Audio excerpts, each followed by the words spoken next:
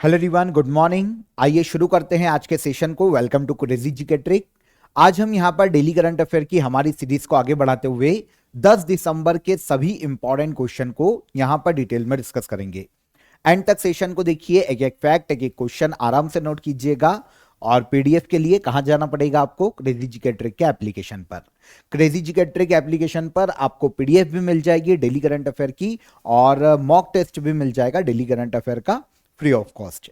तो ज्वाइन कीजिए आप, क्रेजी जीके ट्रिक एप्लीकेशन को चेकआउट कीजिए। तब तक हम चलते हैं आज के हमारे पहले इंपॉर्टेंट क्वेश्चन पर। ओके, किस संस्था ने यूपीआई को विश्व का सबसे बड़ा रिटेल फास्ट पेमेंट सिस्टम घोषित किया है?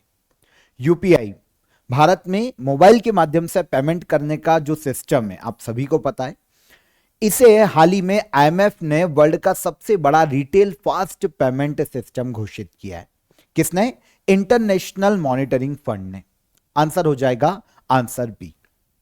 देखिए, अगर हम इंडिया के यूपीआई सिस्टम की बात करते हैं, यूपीआई की बात करते हैं, तो आपको पता है दुनिया में जितने भी रियल टाइम पेमेंट होते हैं ना, यूपीआई के माध्यम से, मोबाइल के माध्यम से, या फिर ऑनलाइन ट्रांजैक्शन की हम बात करते हैं, तो दुनिया के रियल टाइम पेमेंट जितना भी होता है एक टाइम पीरियड में, उसमें से लगभग आधा 49% इंडिया में होता है ना। इसीलिए आईएमएफ ने अपनी एक रिपोर्ट निकाली है, ग्रोइंग रिटेल डिजिटल पेमेंट, और इसमें इंडिया के यूपीआई सिस्टम को दुनिया का सबसे बड़ा रिटेल फास्ट पेमेंट सिस्टम घोषित किया है इंटरनेशनल मॉनिटरिंग फंड ने।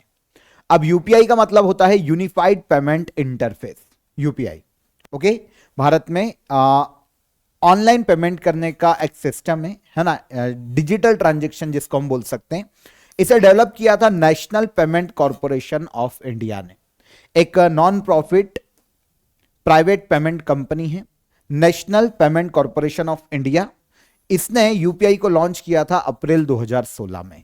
शुरुआत में तो एक पायलट प्रोजेक्ट के रूप में से लागू किया गया था, आगे चलकर पूरे इंडिया में से लागू किया गया। देखिए, लॉन्च किया गया था उस वक्त आरबीआई के हमारे जो फॉर्मर गवर्नर थे रघुराम राजन, उन्होंने इसे उस वक्त लॉन्च किया था। अब यहां पर अगर हम बात करते हैं national payment corporation of India की, तो आपको पता है इंडिया में payment and settlement system act 2007 में लाया गया था, और इसी के तहत आरबीआई और इंडियन बैंक्स एसोसिएशन, इन दोनों ने मिलकर national payment corporation of India की स्थापना की थी, ताकि डिजिटल पेमेंट को आगे बढ़ाया जा सके, इंडिया में पेमेंट सिस्टम को आगे बढ़ाया जा सके। तो इस संस्था की स्थापना आगे चलकर 19 दिसंबर 2008 को की गई। मुंबई में इसका हेडक्वार्टर है, और अविरल सिंह इसके वर्तमान में एमडी और सीईओ के पद पर हैं। अब यहां पर हमें national payment corporation of India के बारे में पता चल गया, यूपीआई के बारे में पता चल गया। तो अब जिस संस्था ने यूपीआई को एक स्टेटस दिया या घोषित किया है आईएमएफ ने, अगर हम उसकी बात करें तो इंपॉर्टेंट हो जाता है। इंटरनेशनल मॉनिटरिंग फंड आईएमएफ के नाम से जानी जाती है ना।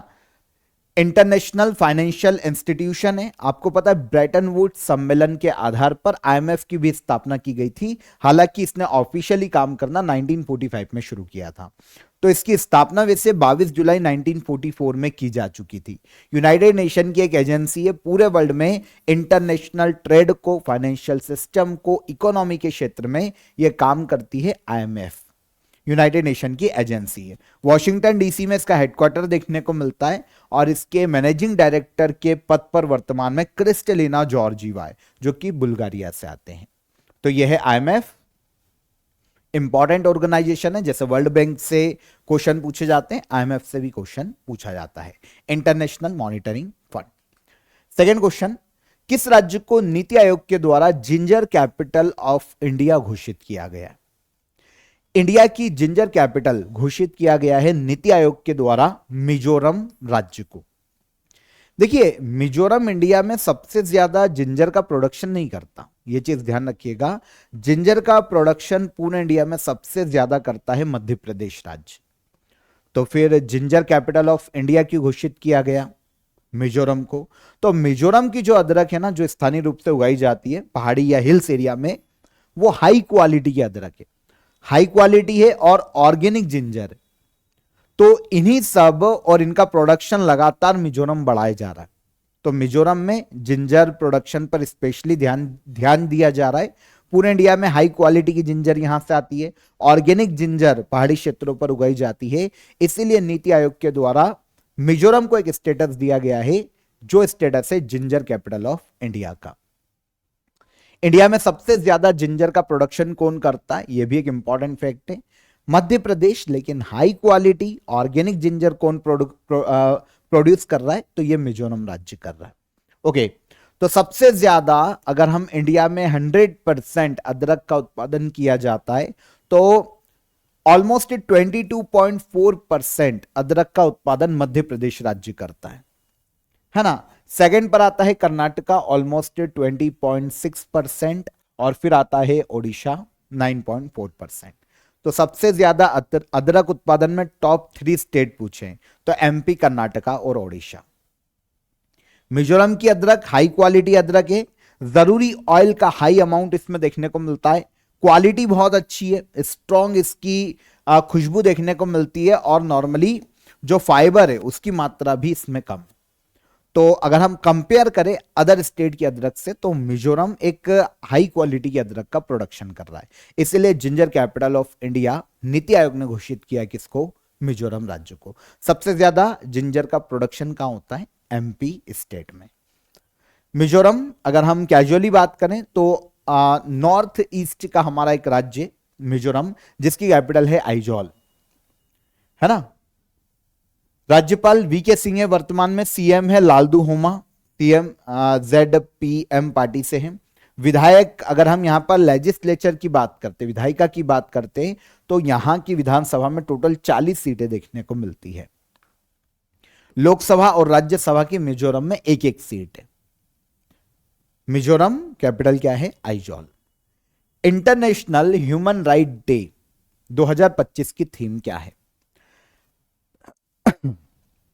पहला फैक्ट तो यह आता है कि इंटरनेशनल ह्यूमन राइट डे मनाया कब जाता है। सबसे ज्यादा स्टेट जो सिविल सर्विसेज की एग्जाम होती है ना, वहां पर ये क्वेश्चन सबसे ज्यादा पूछा जाता है। तो अगर हम इंटरनेशनल ह्यूमन राइट डे की बात करें तो यह हर साल 10 दिसंबर को मनाया जाता है। कब मनाया जाता है, 10 दिसंबर को। ह्यूमन राइट जानते क्या होते हैं, मानवाधिकार। अगर हम इन शॉर्ट डेफिनेशन देखते हैं ह्यूमन राइट की, तो वो अधिकार जो कि आपको एज अ ह्यूमन होने के लिए मिले, मतलब मानव बनके या मनुष्य बनके जन्म लेने के कारण ऐसे अधिकार जो कि आपको जन्म से ही प्राप्त है, वो होते हैं ह्यूमन राइट।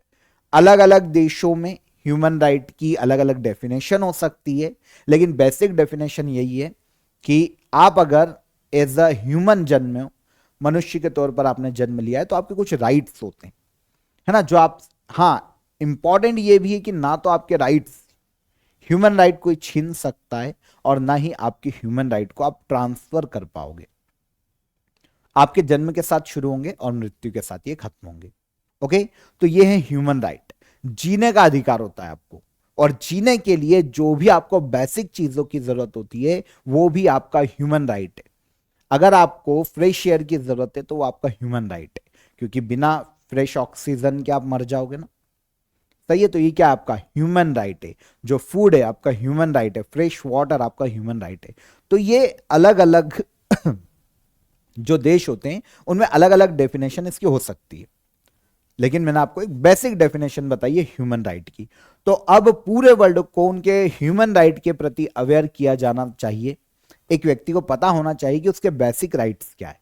तो ह्यूमन राइट के प्रति लोगों को अवेयर करना, लोगों में अवेयरनेस लाना, और देशों को इसके लिए अकाउंटेबिलिटी तय करना देशों की, कि भाई वो ह्यूमन राइट को प्रोटेक्ट करे।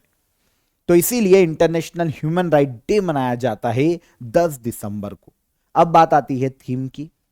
तो 2025 में human right our everyday essential, ये ह्यूमन राइट डे की थीम रखी गई है, इंटरनेशनल ह्यूमन राइट डे की।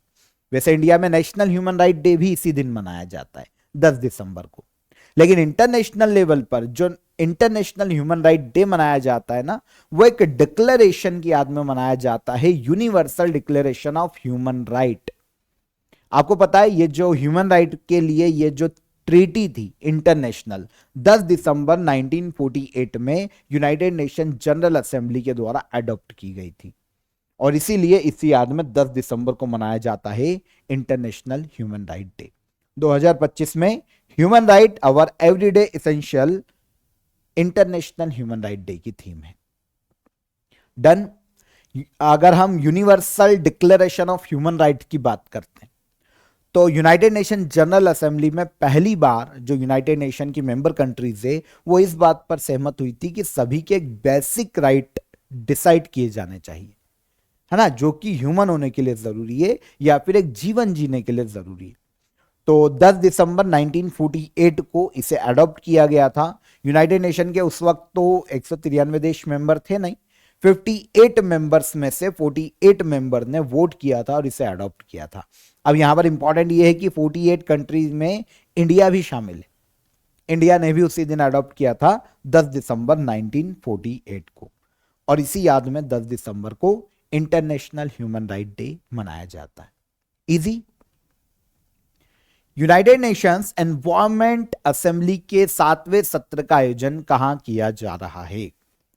यूनाइटेड नेशन एनवायरमेंटल या एनवायरमेंट असेंबली।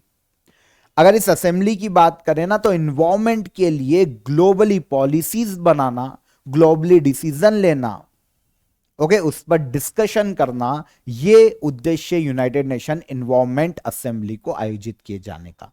तो इसकी इस बार 7वीं मीटिंग या 7वीं बैठक का आयोजन किया जा रहा है केन्या के नैरोबी में, क्योंकि यूनाइटेड नेशन एनवायरमेंट प्रोग्राम इसका मुख्यालय केन्या के नैरोबी में। तो यूनाइटेड नेशन एनवायरमेंट असेंबली का आयोजन भी कहां किया जा रहा है? केन्या के नैरोबी में।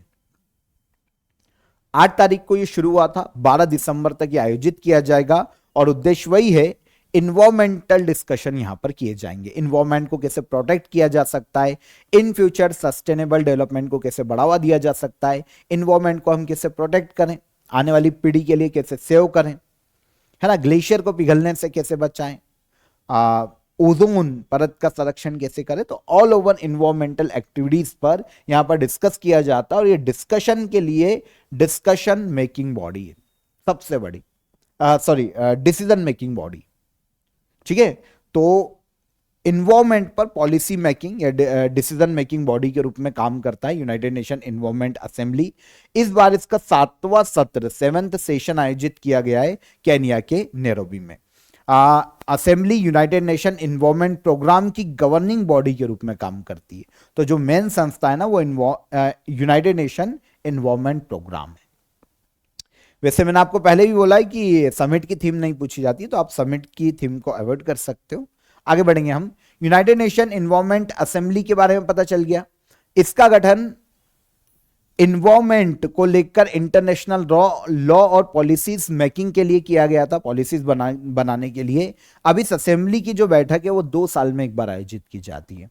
पहली बार इसका फाउंडेशन जो है 2012 में किया गया था, 2012 में आयोजित की गई थी। 2012 में असेंबली का आयोजन किया गया था और इसकी जो पहली असेंबली बैठक है वो 2014 में नैरोबी में भी आयोजित की गई थी। यूनाइटेड नेशन की 193 कंट्रीज यहां पर पार्टिसिपेट करती है, हाई लेवल असेंबली है। अब यूनाइटेड नेशन इन्वायरमेंट प्रोग्राम, आपको पता है इसकी स्थापना 5 जून 1972 को की गई थी। इन्वायरमेंटल प्रोटेक्शन के लिए काम करने वाली यूनाइटेड नेशन की एजेंसी। 1972 में एक सम्मेलन हुआ था जिसे स्टॉकहोम सम्मेलन के नाम से जाना जाता है, स्वीडन के स्टॉकहोम में, और यहीं पर 1972 में बना था यूएनईपी, ताकि इन्वायरमेंट को प्रोटेक्ट किया जा सके। ऐसी कोई संस्था यूनाइटेड नेशन की ये बनी थी। अब आपको पता है स्टॉकहोम सम्मेलन इन्वायरमेंटल प्रोटेक्शन पर अब तक का पहला सबसे बड़ा सम्मेलन 1972 में स्टॉकहोम में स्वीडन में आयोजित किया गया था। और यहीं पर क्योंकि 5 जून 1972 में यूनाइटेड नेशन इन्वायरमेंट प्रोग्राम की स्थापना की गई, तो जो विश्व पर्यावरण दिवस है, वर्ल्ड इन्वायरमेंट डे, वो 5 जून को मनाया जाता है ना, क्योंकि 5 जून को इस संस्था की स्थापना हुई थी। हेडक्वार्टर इसका केन्या के नैरोबी में है। तो असेंबली की बैठक भी केन्या के नैरोबी में ही आयोजित की जाती है। Easy. Offer of the day में, अच्छा ऑफर ऑफ द डे आगे आएगा, हम अगला क्वेश्चन देखते हैं। चेक गणराज्य का नया प्रधानमंत्री किसे नियुक्त किया गया है? आज चेक रिपब्लिक की यहां पर बात की जा रही है। चेक रिपब्लिक, अगर हम इसको देखें, नया पीएम की बात करें तो इसके नए पीएम बनाए गए हैं चेक रिपब्लिक के। एक यूरोपीय देश है चेक रिपब्लिक, नाम सुना होगा आप सभी ने, चेक गणराज्य कहा जाता है इसे। इसके नए प्रधानमंत्री हाल ही में आंद्रेस बाबिस नियुक्त किए गए।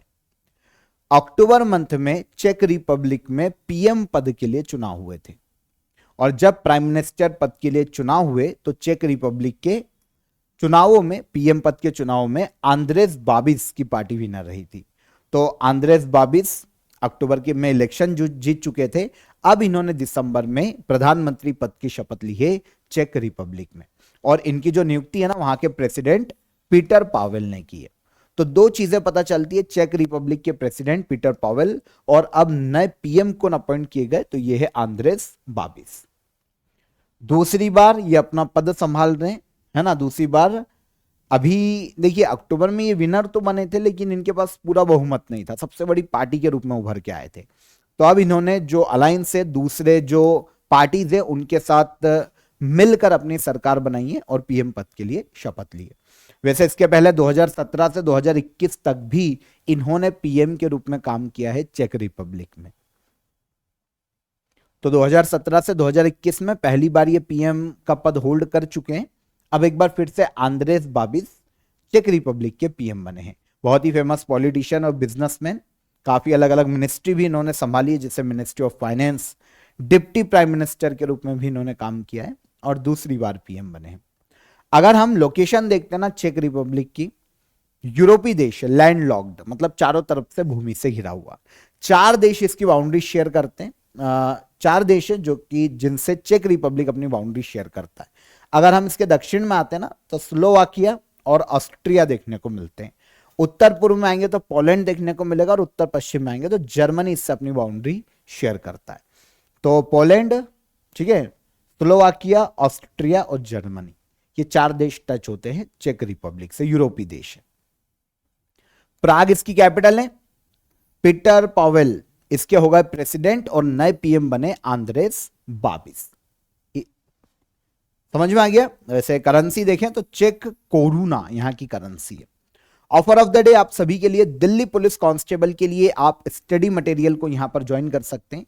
देखिए बायलिंगुअल, आपको हिंदी और इंग्लिश दोनों में ही दिल्ली पुलिस कांस्टेबल के लिए यहां पर ई बुक कलेक्शन दिया गया है, बायलिंगुअल, जहां पर आपको मैथ्स मिल जाएगा, reasoning, science, computer, GK, GS, ये बायलिंगुअल ई बुक के फॉर्म में मिल जाएगा। तो आप इसे ज्वाइन कीजिए। बहुत ही इंटरेस्टिंग और बहुत ही इंपॉर्टेंट नोट्स ये आपके लिए होंगे, ठीक है। आने वाली एग्जाम में आपको अधिकतर आपके दिल्ली पुलिस कांस्टेबल के जो क्वेश्चन है ना वो यहीं से देखने को मिल सकते हैं। तो आप इसे ज्वाइन कीजिए। लास्ट टाइम रिवीजन के लिए भी आपके लिए ये बहुत ही कमाल का रहेगा। डिस्क्रिप्शन में इसकी आपको लिंक दे दी है मैंने, वहां से आप इसे क्लिक करके डायरेक्ट अवेल कर सकते हैं, काफी अफोर्डेबल प्राइस में, ठीक है। हडल आता है कोई भी आपकी क्वेरी है तो हेल्पलाइन नंबर पर आप कॉल भी कर सकते हैं। तब तक हम चलते हैं अगले क्वेश्चन पर, देखते हैं हमारा अगला question. South Asian Association for Regional Cooperation, जिसे शॉर्ट में कहा जाता है सार्क, सार्क ने 8 दिसंबर को अपना फाउंडेशन डे मनाया है। सार्क की स्थापना कब की गई थी? अच्छा, संस्थान का फुल नाम देखोगे ना तो समझ में आ जाएगा। South Asian Association for Regional Cooperation, यह सार्क का फुल फॉर्म। दक्षिण एशियाई देशों के मध्य में आपसी सहयोग, ट्रेड को बढ़ाने के लिए, आपसे सहयोग स्थापित करने के लिए एक रीजनल, क्षेत्रीय संगठन है सार्क, जिसका इंडिया भी मेंबर है। 8 दिसंबर को सार्क ने अपना फाउंडेशन डे मनाया है। आपको पता है सार्क की स्थापना 1985 में की गई थी, 8 दिसंबर 1985, और इस साल 2025 में सार्क का 40 फाउंडेशन डे है। 8 दिसंबर को मनाया जा चुका है, 40वां स्थापना दिवस। इसे ही सार्क चार्टर डे के नाम से भी जाना जाता है, क्योंकि जब इसकी स्थापना की गई थी वो तभी से मनाया जा रहा है। तो सार्क की स्थापना हुई थी 8 दिसंबर 1985। संस्था क्या करती है आपको समझ में आ गया। एक इंटर गवर्नमेंटल रीजनल ऑर्गेनाइजेशन है। इकोनॉमी, आपसी इकोनॉमी शेयर करना या रीजनल इकोनॉमी को बढ़ावा देना, रीजनल कॉपरेशन को बढ़ावा देना, यह इस संस्था को स्थापित किए जाने का मुख्य उद्देश्य था। 8 दिसंबर 1985 में स्थापना, 8 मेंबर्स सार्क के मेंबर कंट्री है साउथ एशिया की। अभी हम बात करेंगे कौन कौन। सेक्रेटरी जनरल इसका इनके गुलाम सरवर बांग्लादेश से आते हैं और चेयरमैनशिप बांग्लादेश के पास है वर्तमान में। हेडक्वार्टर इसका नेपाल के काठमांडू में देखने को मिलता है सार्क का। मेंबर कंट्रीज में अफगानिस्तान, बांग्लादेश, श्रीलंका, पाकिस्तान, भूटान, इंडिया तो है ही, नेपाल और मालदीव। ये 8 मेंबर कंट्री है सार्क की वर्तमान में। वैसे 9 ऑब्जर्वर मेंबर भी हैं इसके, दूसरे देश हैं। ऑब्जर्वर मेंबर पूछे नहीं जाते हैं, तो जो परमानेंट कंट्री मेंबर है वो कितनी है, 8। और कभी ऐसा आ जाए कि ऑब्जर्वर मेंबर कितने हैं, तो 9 अलग ऑब्जर्वर मेंबर है, जिसमें ऑस्ट्रेलिया भी आता है, यूएसए भी आता है, तो 9 ऐसे ऑब्जर्वर मेंबर है। लेकिन मेंबर कंट्री है क्योंकि दक्षिण एशियाई देशों का संगठन है, तो 8 मेंबर कंट्री है सार्क में। दुनिया के सबसे ऊंचे वॉर मेमोरियल का इनॉग्रेशन कहां किया गया है? वर्ल्ड के सबसे ऊंचे वॉर मेमोरियल को बनाया गया है लद्दाख में। आपको पता है कि इंसिडेंट हुआ था हमारा चाइना के साथ, गलवान इंसिडेंट। चाइना के साथ हमारे जो सैनिक है उनकी भिड़त हुई थी 2020 में। हमारे भी कुछ सैनिक उसमें शहीद हुए थे और चाइना के भी कुछ सैनिक उसमें मारे गए थे। अब चाइना का तो देखिए ऑफिशियल डेटा वो कभी रिवील करता ही नहीं कि उसके कितने सैनिक मरे। माना जाता है रिपोर्ट्स में कि इंडिया से ज्यादा सैनिक चाइना के मरे थे गलवान घाटी क्षेत्र में।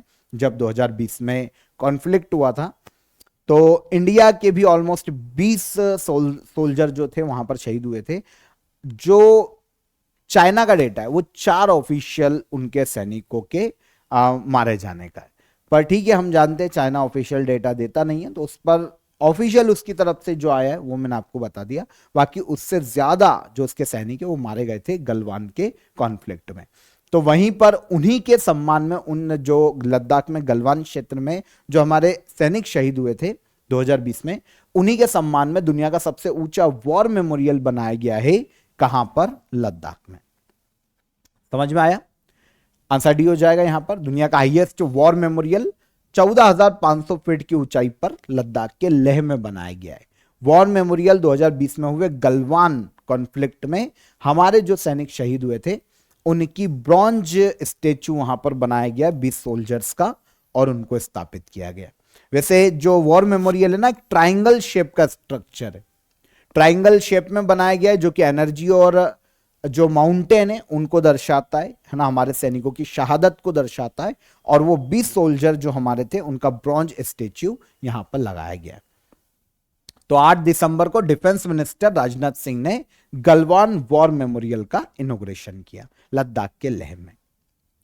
2020 में हुआ था गलवान कॉन्फ्लिक्ट। लद्दाख की गलवान वैली में 20 इंडियन सोल्जर्स शहीद हुए थे। चाइना की तरफ से उसने ऑफिशियल डेटा 4 का दिया है, पर हम जानते हैं कि वो नहीं देता है उसका ऑफिशियल डेटा।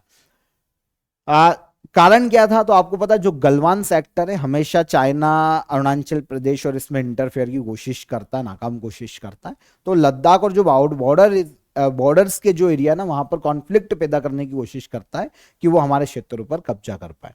और इंडिया गलवान क्षेत्र में इंफ्रास्ट्रक्चर प्रोजेक्ट भी लेकर आ रहा है काफी सारे, और काम चल रहा है, तो चाइना उसका भी विरोध करता है।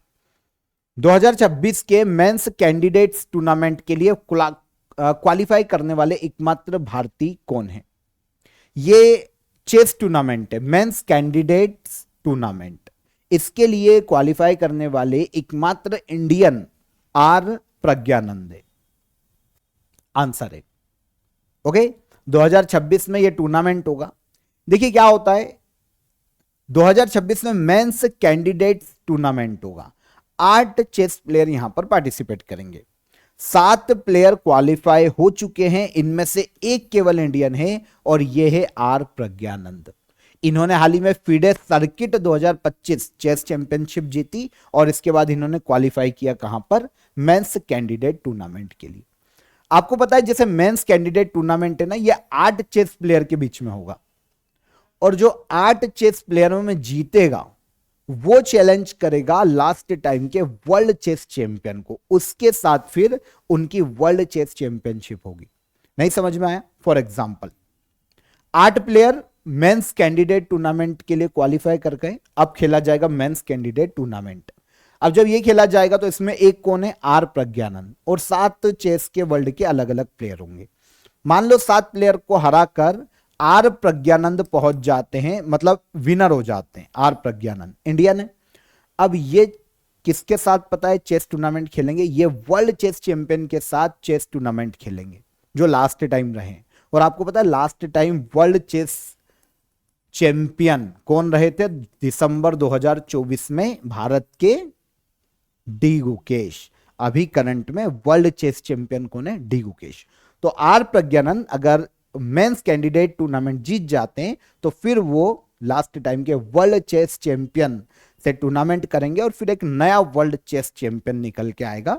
अगर डी गुकेश फिर से जीत जाते हैं तो वो रहेंगे, क्योंकि वर्ल्ड चेस चैंपियनशिप है ना 2 साल में एक बार होती है।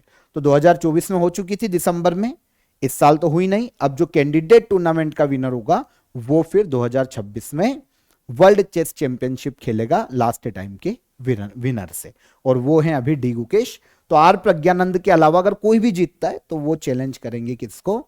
डी गुकेश को। आया समझ? ठीक है। तो men's candidate tournament chess tournament है, 8 प्लेयर पार्टिसिपेट करेंगे। वर्ल्ड चेस चैंपियनशिप 2026 खेलेगा जो भी विनर रहेगा।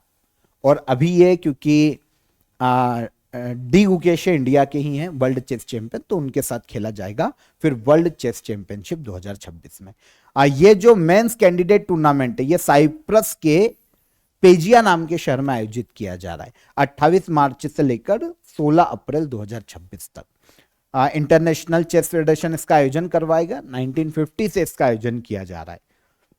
समय समय पर इसका फॉर्मेट बदलता रहा है, लेकिन शुरुआत 1950 में की गई थी। आर प्रज्ञानंद तमिलनाडु के चेन्नई से आते हैं। इंडिया के 52वें चेस ग्रैंड मास्टर हैं।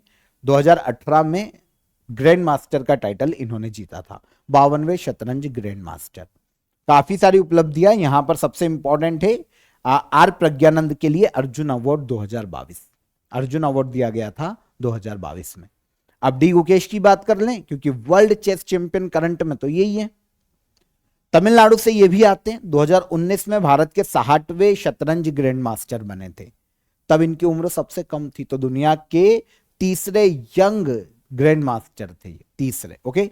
2024 में चेस वर्ल्ड चैंपियन डिंग लिरेन, ये चाइना के थे, ये 2023 में 2022 में जीत के आए थे। तो उनको फाइनल में हराया था किसने? डी गुकेश ने।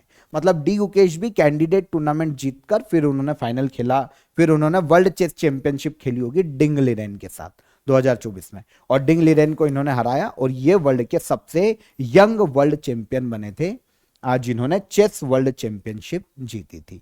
डी गुकेश से पहले केवल विश्वनाथन आनंद हैं जिन्होंने वर्ल्ड चेस चैंपियनशिप जीती है, लेकिन विश्वनाथन आनंद ने ये 5 बार जीती। ओके। 2000, 2007, 2008, 2010, 2012, और फिर जीती किसने? डी गुकेश ने। डी गुकेश की उपलब्धियों के लिए 2025 में इसी साल इन्हें दिया गया था मेजर ध्यानचंद खेल रत्न अवार्ड, डी गुकेश को। वैसे ये 2024 के लिए दिया गया है, 2025 में, ठीक है ना। तो 2025 में मिला है मेजर ध्यानचंद खेल रत्न अवार्ड। मेजर ध्यानचंद खेल रत्न अवार्ड जीतने वाले भी सबसे यंग खिलाड़ी हैं इंडिया के, डी गुकेश। तो बहुत सारी उपलब्धियां। टाइम्स द्वारा 2025 सीईओ ऑफ द ईयर से किसे सम्मानित किया गया?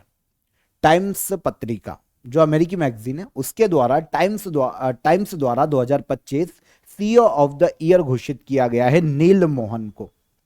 भारतीय मूल के अमेरिकन हैं नील मोहन, और ये वर्तमान में यूट्यूब के सीईओ के पद पर है ना। तो टाइम्स मैगजीन ने इनको 2025 सीईओ ऑफ द ईयर घोषित किया। इंडियन ओरिजिन के अमेरिकी नागरिक 2023 में यूट्यूब के सीईओ बने थे, तो ये वर्तमान में यूट्यूब के सीईओ हैं। Time CEO of the year एक इंटरनेशनल अवार्ड है, टाइम मैगजीन के द्वारा दिया जाता है हर साल वर्ल्ड के बेस्ट सीईओ को। लास्ट ईयर यह अवार्ड लीसा सू को दिया गया था, AMD कंपनी की सीईओ थी। टाइम मैगजीन एक अमेरिकन न्यूज मैगजीन है, जैसा कि मैंने आपको बताया 1923 में स्थापित हुई थी, और न्यूयॉर्क में टाइम मैगजीन का हेडक्वार्टर है। तो इन्हीं के द्वारा सीईओ ऑफ द ईयर दिया जाता है टाइम का हर साल। 2025 में यूट्यूब के सीईओ को दिया गया जिनका नाम है नील मोहन, ठीक है। नील मोहन यूट्यूब के सीईओ हैं 2023 से। लास्ट क्वेश्चन, होरी हब्बा फेस्टिवल किस राज्य में मनाया जाता है? होरी हब्बा फेस्टिवल, अगर इस फेस्टिवल की बात करें तो यह मनाया जाता है कर्नाटका में। कर्नाटका का एक स्पोर्ट्स फेस्टिवल है होरी हब्बा। आंसर ले लेते हैं, आंसर हो जाएगा कर्नाटका। अभी ये सुर्खियों में क्यों है? तो देखिए, होरी हब्बा फेस्टिवल को कर्नाटक हाईकोर्ट ने आयोजित करने का फिर से अप्रूवल दे दिया। देखिए क्या हुआ था कि 2017 में ऐसे कोई अगर गेम्स है जो कि कहीं ना कहीं एनिमल पर किसी प्रकार के अत्याचार से संबंधित है, कोई भी किसी भी तरीके का, तो उनको 2017 में सुप्रीम कोर्ट ने बैन किया था। ऐसे ट्रेडिशनल स्पोर्ट्स गेम पर बैन लगा दिया था जो कि एनिमल राइट्स के अगेंस्ट थे। लेकिन ऐसे काफी सारे चलते हैं जो कि रिलीजन से जुड़े हुए हैं, जैसे जल्लीकट्टू तमिलनाडु में, वहां पर भी बेलों की दौड़ होती है, जो भीड़ में दौड़ लगाते हैं बेल, और फिर वहां पर भी काफी लोग जख्मी भी होते हैं।